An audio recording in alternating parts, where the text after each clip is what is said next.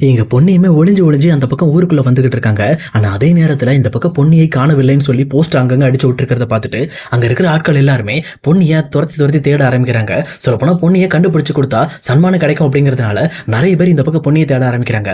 ஆனா பொன்னியுமே அவங்களே எதிர்பார்க்காத மாதிரி அவங்க ஒரு பயங்கரமான ஆபத்துல சிக்கிக்கிறாங்க.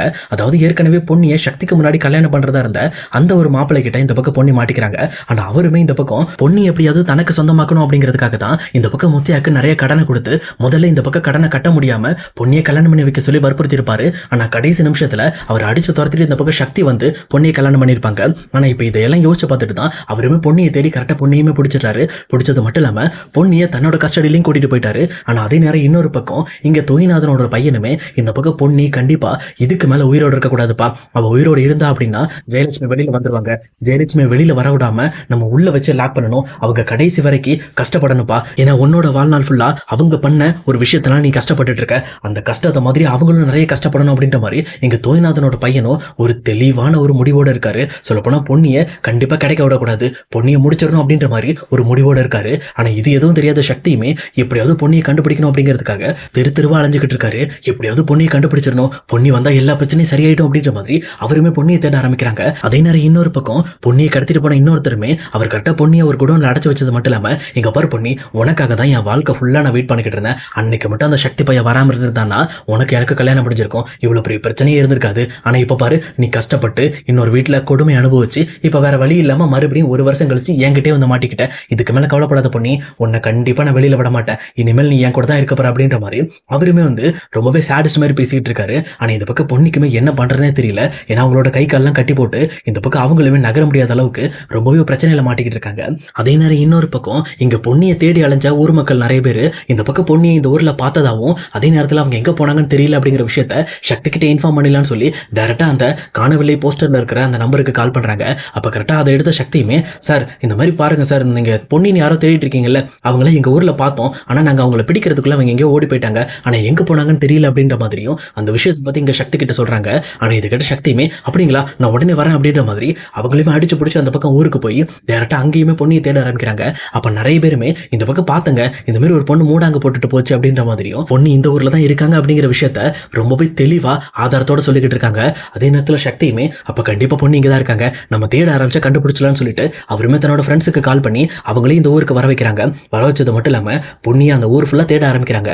ஆனா அதே நேரம் சக்தியை ஃபாலோ பண்ணிட்டு இருக்க கைலாஷோட ஆட்கள் எல்லாருமே இந்த பக்கம் கைலாஷ்க்கு கால் பண்ணி பொண்ணு இருக்கிற இடம் தெரிஞ்சிருச்சு, அவங்க இந்த ஒரு கிராமத்துல தான் இருக்காங்க, அவங்களை அங்க போனா பிடிச்சிடலாம் அப்படின்ற மாதிரியும் அந்த விஷயத்தை பத்தி இங்க கைலாஷ்ட சொல்றாங்க. உடனே கைலாஷுமே, நீங்க கவலையப்படாதீங்க, நீங்க நேரா சக்தியை ஃபாலோ பண்ணுங்க, சக்தி பொண்ணியை பார்த்துட்டாலும் சரி இல்ல நீங்க அவனுக்கு முன்னாடி பார்த்துட்டாலும் சரி, நீங்க பொண்ணியை மட்டும் பிடிங்க, பொண்ணி என்ன பண்ணணும் அப்படிங்கறது நான் சொல்றேன் அப்படின்ற மாதிரி இந்த பக்கம் கைலாஷுமே தனக்கு தெரிஞ்ச அடியாட்கள் மூலமா இந்த பக்கம் வந்து டைரக்டா அந்த கிராமத்துக்கு பொண்ணியை தேடி கிளம்புறாங்க. ஆனா கைலாஷுமே இங்க லீவ் போட்டு கிளம்புற மாதிரி தான் கிளம்புறாங்க. ஏன்னா அவரோட டியூட்டியில அவர் போனார் அப்படின்னா ஏதாவது பிரச்சனை ஆச்சுன்னா கண்டிப்பா அவர் மாட்டிக்குவாரு, அதனால லீவ் போட்டு மப்டியில போய் தேடலாம் அப்படின்னு சொல்லிட்டு ஒரு பிளானோட தன்னோட அடியாட்களோட அதே ஊருக்கு போறாங்க. ஆனா இது எதுவுமே தெரியாத சக்தியுமே அந்த ஊர் ஃபுல்லா பொண்ணியை தேடிக்கிட்டு இருக்காங்க.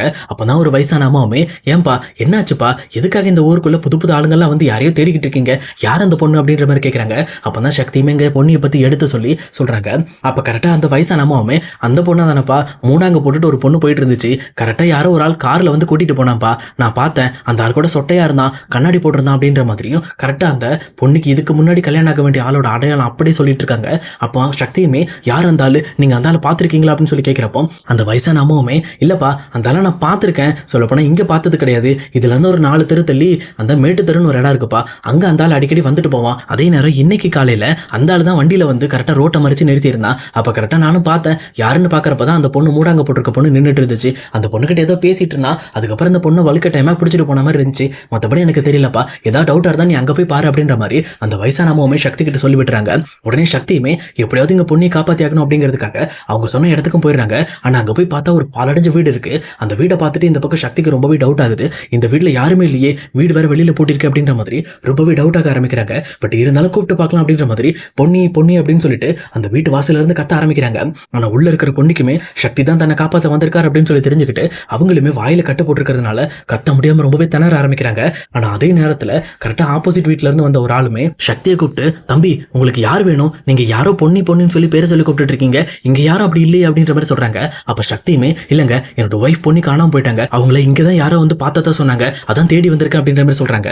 ஆனா அந்த ஆப்போசிட் வீட்ல இருக்கவருமே, இங்க பாரு தம்பி, இந்த வீடு ரொம்ப நாளா பாலடைஞ்சு போய் பூட்டி கிடக்கு, இந்த வீட்டுக்கு சொந்தக்காரர் ஒருத்தர் வருவாரு, அவர் திடீர்னு வருவாரு, இந்த வீட்டுக்குள்ள போவாரு, சரக்கு அடிப்பாரு, அப்புறம் கிளம்பிடுவாரு. சொல்லப்போனா அவர் இந்த வீட்டை சும்மா டைம் பாஸ்க்கு தான் யூஸ் பண்ணிக்கிட்டு இருக்காரு, ஆனா இப்ப அவர் இன்னைக்கு இந்த வந்த மாதிரி தெரியலப்பா அப்படின்ற மாதிரியும் அந்த எதிர் வீட்டுக்காரங்க இங்க பொன்னியை பார்த்த மாதிரி இல்ல அப்படின்ற மாதிரி சொல்லிட்டு இருக்காங்க.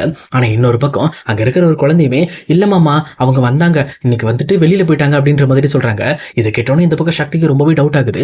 அப்பனா கண்டிப்பா அவர் வந்திருக்காரு, வந்துட்டு வெளியில போயிட்டாரு, அப்பனா பொன்னி உள்ள இருக்க வாய்ப்பு இருக்கு அப்படின்ற மாதிரி ரொம்பவே டவுட் ஆயிட்டு அந்த கதவு கிட்ட போயிட்டு மறுபடியும் பொன்னின்னு சத்தம் போட ஆரம்பிக்கிறாங்க. ஆனா பொன்னி இந்த குரலை கேட்டுமே அவங்களால ரிப்ளை பண்ண முடியல. அப்ப கரெக்டா அவங்க பக்கத்துல ஒரு டேபிள் ஒன்று இருக்கு, அந்த டேபிளையும் மிதிச்சு கீழே தள்ளி விடுறாங்க.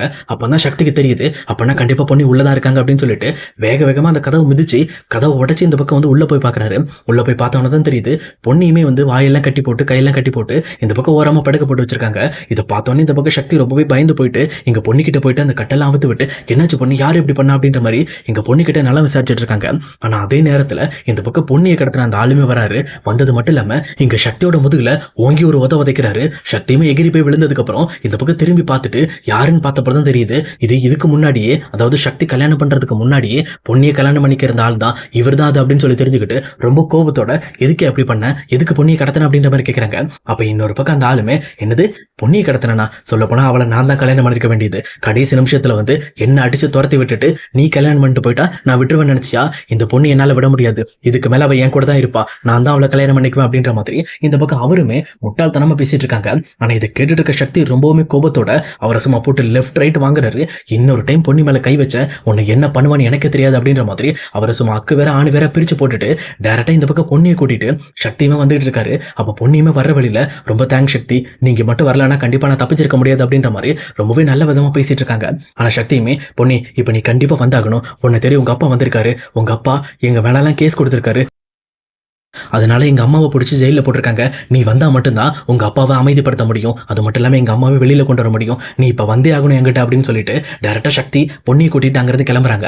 ஆனா இங்க சக்தியும் பொண்ணு எதிர்பார்க்காத மாதிரி அங்க கைலாஷுமே தன்னோட ஆட்களோட வந்து நிற்கிறாங்க. சொல்லப்போனா இங்க கைலாஷை பார்த்த உடனே சக்திக்கு ரொம்பவே கோபம் வர ஆரம்பிக்குது. ஆனா அதே நேரம் கைலாஷ் இருந்துகிட்டு, பொன்னி நீங்க தானே பொன்னி, சொல்லப்போனா நீங்க நிறைய நல்ல காரியம் பண்ணிருக்கீங்க, நீங்க பண்ண நிறைய நல்ல விஷயத்தினால தான் இன்னைக்கு எங்க அப்பா ரொம்பவே சந்தோஷமா இருக்காரு அப்படின்ற மாதிரி தோயிநாதன் பட்டு இருக்க அவஸ்தையை பத்தி ரொம்பவே கொடூரமா பேச ஆரம்பிக்கிறாங்க. அப்ப பொன்னிக்கு ஒண்ணுமே புரியல. அப்ப சக்தியுமே இருந்துகிட்டு, எங்க பாரு பொன்னி, இவர் தான் தோயநாதனோட பையன், இவர் தான் இப்போ ஒன்ன வச்சு எங்களை பழி வாங்கணுங்கிறதுக்காக அம்மாவை பிடிச்சி ஜெயில போட்டிருக்காங்க, என்னையுமே வந்து உள்ள வச்சு பயங்கரமா அடிச்சு எனக்கு காயெல்லாம் வர்றதுக்கான காரணமே இவர் தான் அப்படின்ற மாதிரியும் அந்த விஷயத்த ரொம்பவே டீட்டெயிலா சொல்றாங்க. ஆனா இங்க கைலாஷுமே, இங்க பாருங்க பொன்னி, சொல்லப்போனா நான் ஜெயாவை வெறுத்ததை விட உங்களை ரொம்ப அதிகமா வெறுக்கிறேன், ஏன்னா உங்களால தான் எங்க அப்பா இவ்வளவு பெரிய பிரச்சனையில மாட்டிக்கிட்டாரு, அவரோட மான மரியாதை இழந்து இன்னைக்கு வீட்டுல ஒரு மொடமாயி உட்காந்துட்டு இருக்காரு, இதுக்கான முக்கியமான காரணமே நீங்க தானே, உங்களை நான் சும்மா விட்டுருவேன் நினைக்கிறீங்களா அப்படின்ற மாதிரி இங்க கைலாஷ் வில்லத்தனமா மிரட்ட ஆரம்பிக்கிறாங்க. ஆனா சக்தியுமே, இங்க பாரு கைலாஷ், நீ எந்த பிரச்சனையா இருந்தாலும் கோர்ட்ல போய் பாத்துக்க, இப்ப நான் பொண்ணியை கூட்டிட்டு போய் ஆகணும் அப்படின்ற மாதிரி அங்க இருந்து கிளம்ப பாக்குறாங்க. ஆனா கைலாஷ் பின்னாடி இருந்து கிட்டத்தட்ட ஒரு 7-8 பேர் வந்து அடியாட்கள் கீழே இறங்குறாங்க. இறங்கின உடனே இந்த பக்கம் வந்து சக்தி அடிக்க ஆரம்பிக்கிறாங்க. ஆனா அதே நேரத்துல பொண்ணி தடுக்க போகும்போது கைலாஷ்மே பொண்ணியோட கையை பிடிச்சி டைரக்டா அவங்களோட கார்ல ஏத்திக்கிறாங்க. இங்க பாரு பொண்ணி, உன்னை வச்சு இன்னும் நிறைய காரியங்கள் பண்ண வேண்டியது இருக்கு, நீ அவசரப்பட்டு இப்ப சக்தி கூட போயிட்டனா ஜெயா வெளியில வந்துருவாங்க, ஜெயா கடைசி வரைக்கும் உள்ள உட்காந்து களி தங்கணும், அதுக்கு முக்கியமான துருப்பிச்சுட்டே நீ தான், உன்னை மட்டும் நான் கொண்டுட்டேன்னு வச்சுக்க எல்லா பிரச்சனையும் முடிஞ்சிடும் அப்படின்ற மாதிரி இந்த பக்கம் பொண்ணியை அங்க இருந்து சக்தி முன்னாடி கூட்டிட்டு போறாங்க. ஆனா சக்தியால எதுவுமே பண்ண முடியல, அங்க இருக்கிற அடியாட்களை அடிக்க முடியாம திணறிக்கிட்டு இருக்காரு. சொல்ல போனா இப்ப பொன்னி மட்டும் இங்க இருந்து கைலாஷ் கூட போய் அவங்களுக்கு ஏதாவது ஆயிடுச்சு அப்படின்னா கண்டிப்பா ஜெயலட்சுமி வெளியில வர முடியாது. அதை விட முக்கியமா எங்க சக்தியோட வாழ்க்கையை வந்து ரொம்பவே கேள்விக்குறி ஆயிடும். அதனால என்னதான் நடக்க போகுது அப்படிங்கறத இனி வரப்போற எபிசோட்ல நம்ம கண்டிப்பா பார்க்கலாம் guys.